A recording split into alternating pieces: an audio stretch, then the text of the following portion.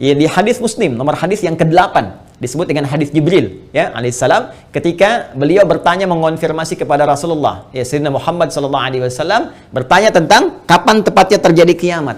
Maka kalimat terakhirnya ketika bertanya tentang iman, Islam, ihsan, mata sa'ah. Mata sa'ah, kapan tepatnya terjadi kiamat? Nabi menjawab, mal mas'ulu anha bi'alama minas sa'il.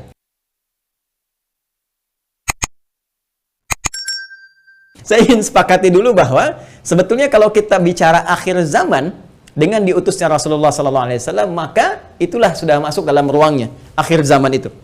Ya, cuma kita belum katakan berakhirnya zaman, kita baru katakan akhir zaman. Ya, artinya apa? Kita berada di penghujung kehidupan dunia, ya, dan akan dekat ke akhir kehidupannya, artinya selesai di dunia ini, karena dengan risalah selesai, maka tinggal umat menjalani sampai batas yang Allah tentukan. Ya, batas waktu yang telah Allah tetapkan, kalau menunjuk kepada waktu spesifiknya, detiknya, menitnya, sampai jamnya, disebut dengan sa'ah namanya, as-sa'ah. Ya. Nanti di periode ini ada kejadian-kejadian ya di mana segala hal bisa muncul, ya, bisa terjadi banyak hal nanti kita sebutkan, baik itu nanti huru-hara, baik itu banyak musibah, baik itu nanti selesai kehidupan, wafat, bangkit, sesuatu terjadi. Sesuatu yang banyak terjadi, bangkit dan sebagainya disebut dengan qiyamah namanya. Ya, asalnya qiyam, sifatnya ditambah ta disebut dengan qiyamah. Karena itu nanti peristiwanya disebut dengan yaumul qiyamah. Yaumul qiyamah. Ya. Nanti ada surah Al-Qiyamah, surah ke-75, gitu kan? La uqsimu biyaumil qiyamah. Ini peristiwanya. Tapi kalau kita ingin menunjuk kepada waktunya spesifik, ya, berakhir nih waktunya, selesai, sehingga terjadi kiamat yang dimaksudkan. Kita serap ke dalam bahasa Indonesia menjadi kiamat. Ya, berakhir waktunya disebut dengan sa'ah. Sa'ah menunjuk kepada, kalau sekarang dalam bahasa Arab standar sekarang sa'ah disebut jam.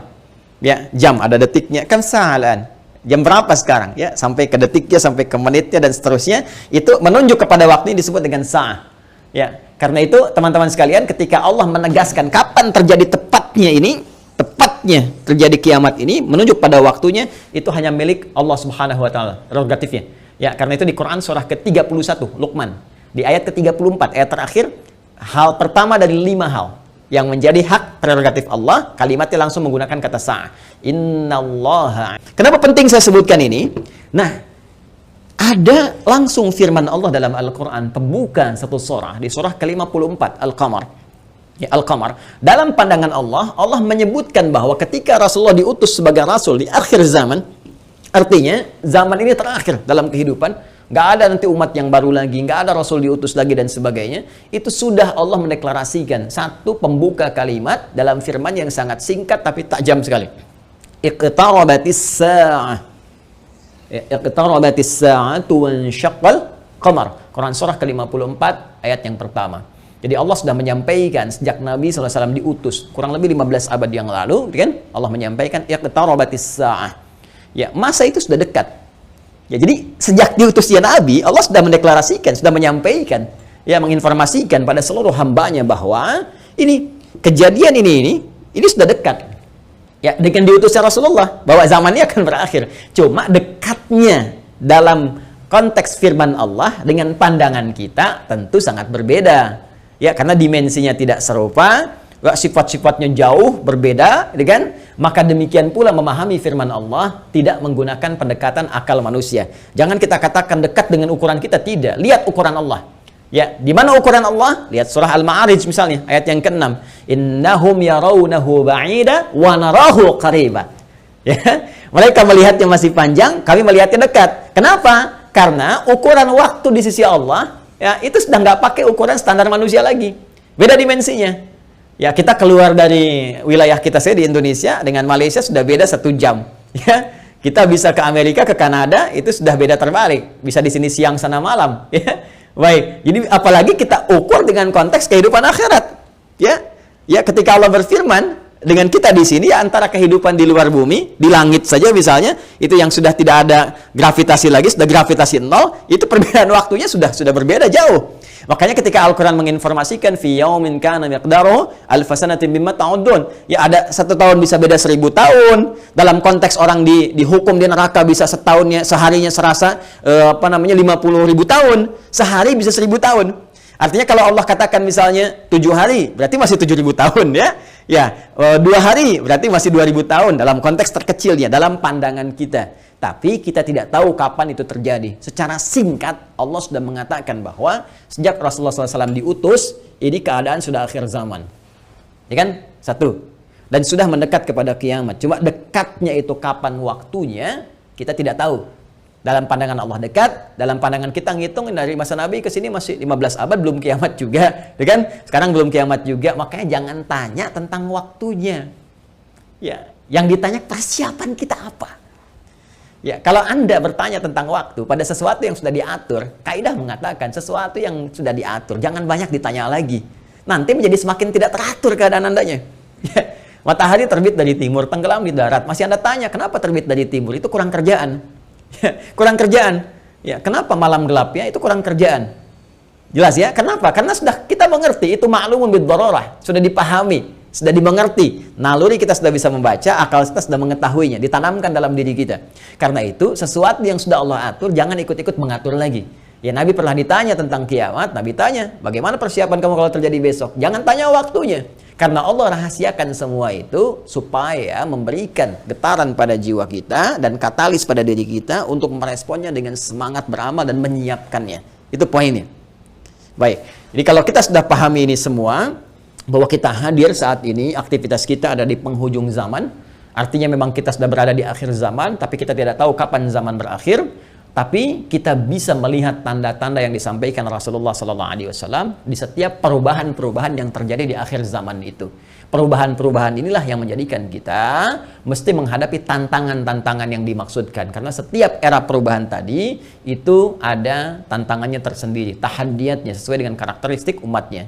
Nah, pertanyaannya, apa yang diinformasikan oleh Rasulullah di zaman beliau berupa tantangan-tantangan, sampai perubahan-perubahan setelah masa-masa beliau kemudian wafat, bagaimana prediksi-prediksi yang disampaikan oleh para sahabat, ini yang coba kita uraikan. Dan di antara uraian itu, ada yang teman-teman sebut dengan petaka-petaka. Ada yang kita istilahkan dengan musibah-musibah. Seperti apa musibah yang digambarkan itu di setiap waktu-waktu yang berganti sepeninggal Nabi SAW, itu yang coba kita turunkan. Lalu kita akan mengaji bagaimana Nabi memberikan petunjuk kepada kita dengan izin Allah Subhanahu wa taala, saking sayangnya kepada kita, supaya setiap umat yang mengalami masa-masa itu lulus menghadapi ujiannya. Itulah rahman Allah Subhanahu wa taala. Itulah diantara sifat Rasulullah yang disebut dengan rahmatan lil alamin, saking cintanya kepada seluruh pengikut beliau, umat beliau, maka beliau memohon kepada Allah diberikan petunjuk oleh Allah, begini, setiap era ini nanti akan ada begini, nanti kamu akan hadapi begini, begini cara menghadapinya, begini cara menjaganya. Kalau kita lakukan itu dengan baik, maka Allah akan menyelamatkan kita dari keadaan-keadaan yang dimaksudkan dan lulus kita ujian sampai kita menghadap kepada Allah Subhanahu wa taala. Kehidupan ini sebentar. Ya, sebentar. Jadi kalau kita terlampau banyak mainnya, sayang. Ya, pada akhirnya kan selesai. Karena itu patut kita menata diri dengan baik supaya maksimal kita bisa hadapi. Nah, mari kita turunkan. Kalau sudah paham ini, mohon maaf ya, saya izin hapus dulu. Bismillah. Saya berikan kesimpulan dulu sejenak. Jadi jangan lantas nanti diartikan akhir zaman, kiamat gitu kan. Padahal kita juga sedang di akhir zaman sekarang. Rasulullah diutus Rasul akhir zaman. Sekarang kita ustadznya ustadz akhir zaman gitu kan. Dan kalau ada presiden akhir zaman, menteri akhir zaman, lurah akhir zaman, termasuk juga sekolah-sekolah akhir zaman dan sebagainya. Tapi zaman itu sampai berakhir seperti apa tahapan-tahapannya, bagaimana ujiannya, itu yang kita lihat ya. Di kesimpulan pertama, 1 tentang akhir zaman sudah kita bahas ya, adalah satu era terakhir ya, era terakhir dari umat manusia yang beraktivitas ya kan di bumi. Ini dia era terakhir dari umat manusia yang beraktivitas di bumi. Jelas ya? Nah, ditandai dengan diutusnya rasul terakhir yaitu Rasulullah Sayyidina Muhammad sallallahu alaihi wasallam, kan? sallallahu alaihi wasallam. Kemudian karena siap Rasul itu membawa petunjuk, juga diberikan petunjuk berupa hudan terakhir. Itu berupa Al-Quran. Karena Al-Quran pun ketika diturunkan Allah menyebut dengan hudan. Buka Quran surah kedua Al-Baqarah di ayat 185. Syahrul Ramadan alladzi unzila fihi al-Quran hudan linnas. Ya, hudan linnas wa bayyinatin minal huda wal furqan. Baik, sekarang dari sejak diutusnya Rasulullah sudah masuk akhir zaman, bagaimana perjalanan? Nah, kalau kita turunkan dari sini di masa Rasulullah SAW, Rasul ya SAW sampai dengan kita sekarang, ya. Sampai kita sekarang di masa kini kurang lebih ada sekitar 15 abad. Nah, sekarang kita akan bicara tentang bagaimana Rasulullah SAW menyampaikan tentang berita-berita nubuat.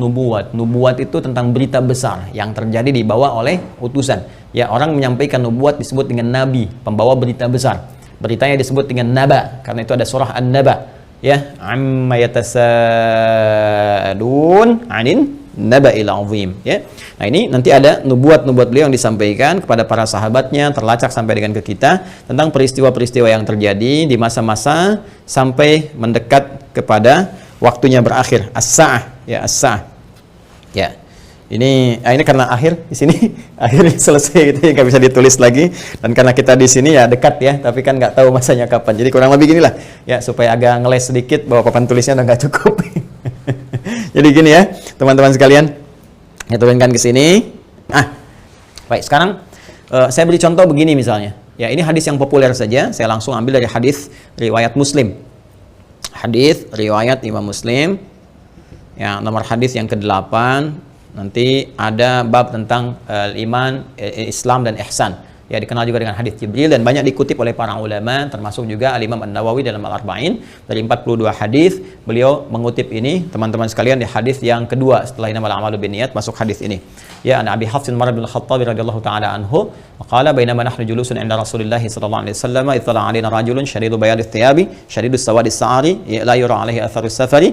Nah, kemudian setelah itu dia datang kepada Nabi sallallahu alaihi wasallam, fajalasa ila Nabi sallallahu alaihi wasallam, fasnada rukbatayhi wa wada'a kaffayhi ala fakhidhihi, faqala ya Muhammadun akhbirni 'anil Islam, dijawab oleh Nabi, akhbirni 'anil iman, dijawab oleh Nabi, akhbirni 'anil ihsan, dijawab oleh Nabi, terakhir kemudian matas sa'ah.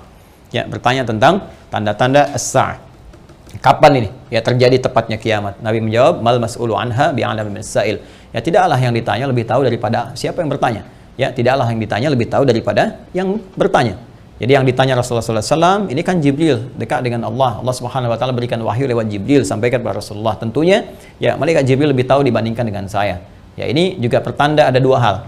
Pertama, pertanda ujian yang disampaikan malaikat kepada Nabi Muhammad supaya tidak mengarang sesuatu di luar apa yang Allah wahyukan kepadanya. Dan ini membenarkan risalah Nabi Muhammad SAW. Yang kedua juga salah satu pertanda bagaimana ta'zimnya, ya, kagumnya malaikat Jibril pada Nabi Muhammad karena merasa Rasulullah lebih dekat dengan Allah Subhanahu Wa Taala. Bagaimana dipuji dalam Al-Quran, wa innaka la'ala khuluqin 'azim, dijamin surga sebelum wafatnya, inna a'tainakal kautsar. Ya, tentu ada pertanyaan dari malaikat, nih hamba luar biasa disayang Allah, dan hamba manusia yang sudah pada tingkat tersayang dari Allah itu melebihi malaikat. Karena itu ketika Adam alaihissalam ya diuji oleh Allah, diminta, ditanya ini apa, ya, Al-Baqarah di ayat yang ke-31 itu, wa 'allama Adam al-asma'a kullaha, dan seterusnya sampai ayat 33, maka malaikat kan diminta sujud hormat. Ayat 34-nya, wa idz qulna lil malaikati isjudu li Adam fasajadu, kan? Maka mereka diminta sujud hormat kepada Adam alaihissalam. Apalagi Nabi Muhammad sallallahu alaihi wasallam dengan segala puncak ketakwaan dan kedekatannya kepada Allah, maka mengkonfirmasi malaikat karena melihat bagaimana kedekatan Rasulullah dengan Allah Subhanahu Wa Taala. Tapi tetap Nabi dengan tawadhu mengatakan, mal mas'ulu anha bi'alam minas sa'il. Ya, kemudian bertanya an amaratiha, maka akhbirni, ya, an amaratiha, maka sampaikan kepadaku. Ya, informasikan maksudnya kepada malaikat Jibril ini supaya didengar oleh sahabat-sahabat yang lain dan disampaikan kemudian kepada generasi setelahnya sampai dengan ke kita. Ya, apa tanda-tandanya? Nah, ini tanda-tanda umum teman-teman sekalian yang mencakup kehidupan secara umum, baik itu dialami oleh ahli Quran ataupun bukan ahli Al-Quran. Jadi ada masa-masa kehidupan dari sejak zaman Rasulullah nanti terus yang akan mendekat kepada as-sa'ah, berakhirnya kehidupan. Apa diantaranya? Ini banyak hadisnya ya. Ini saya baru ambil salah satu, gitu kan? Salah satu. Maka dikatakan misalnya antali dalam turabbataha. Bagaimana seorang pembantu melahirkan tuannya. Ya, di sini para ulama ada yang memahami sesuatu dunia menjadi terbalik.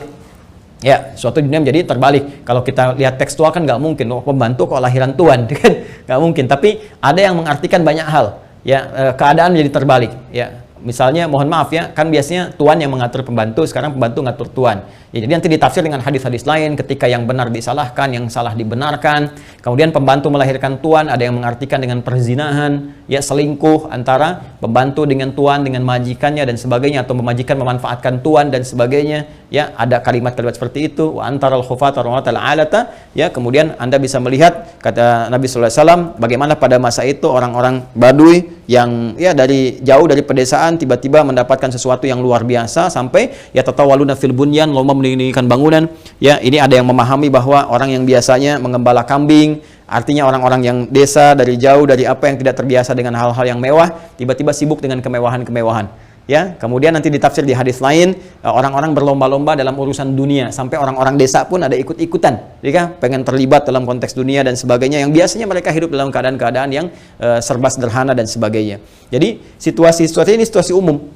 Ya, nanti ada hadis terkait dengan banyak menyebar penyakit-penyakit yang menular, yang jarang ada obatnya dan sebagainya. Ini masih persoalan-persoalan umum yang dengan umum ini dialami oleh semua orang. Artinya mau ahli Quran, bukan ahli Quran, ya akan mengalami peristiwa ini. Ya, saat kebenaran mulai tertukar, saat macam-macam dan seterusnya lah. Ya, tapi alhamdulillah kita nanti masih dilindungi dengan hadirnya hadis-hadis lain. Ya, masih ada ulama-ulama. Walaupun nanti mesti hati-hati ketika ulama banyak yang diwafatkan Allah Subhanahu Wa Taala. Sekarang kurang lebih sudah di atas 400 dari situasi pandemi saya di Indonesia saja. Itu bukan yang kaleng-kaleng, itu ulama-ulama yang memang ahli pesantren, ahli dzikir, ahli ilmu dan sebagainya. Mesti hati-hati juga. Ya, alhamdulillah kita masih ada orang-orang yang istighfar, bangun di malam hari, orang-orang yang mendekat kepada Allah, orang-orang yang taubat, masih kita dilindungi oleh Allah. Ya, jadi keadaan-keadaan ini, tapi petunjuk-petunjuk ke arah ini sudah mulai terasa. Artinya Nabi menyampaikan setelah kehidupan beliau akan dialami masa-masa ini. Ya, jadi masa-masa ini sudah terjadi fitnah kubra dari masa tabi'in, ya, dari masa sahabat akhir-akhir ke tabi'in. Setelah itu kan ada juga peristiwa-peristiwa ini. Sampai juga di kita sekarang pun kita rasakan peristiwa itu. Tapi jangan disimpulkan berarti besok kiamat. Jumat lagi gitu ya. Nah, jangan-jangan ngambil kesimpulan gitu juga. Ada variabel-variabel lain yang harus kita pahami, tapi kita mesti waspada. Ini berupa fitnah. Ini yang saya maksudkan. Ini ujiannya. Ujiannya. Ingat nanti ya, ada fitnah, ada musibah, ada bala, ada ibtala, itu beda-beda. Ya, itu beda-beda. Nah, ingin saya katakan bahwa ini ujian kita di sini. Ini ujian kita. Karena ini ujian kita mesti lulus, teman-teman sekalian. Nah, sekarang jangan langsung kita pahami ini kiamat besok ini, tidak. Nabi ingin mengatakan di masa depan ada tantangan-tantangan tuh akan begini. Dan ini kalau tantangan-tantangan ini nggak bisa dihadapi, sudah ini akan menjadi variabel yang mempercepat terjadinya kiamat. Artinya cepat menuju ke arah ini. Ya.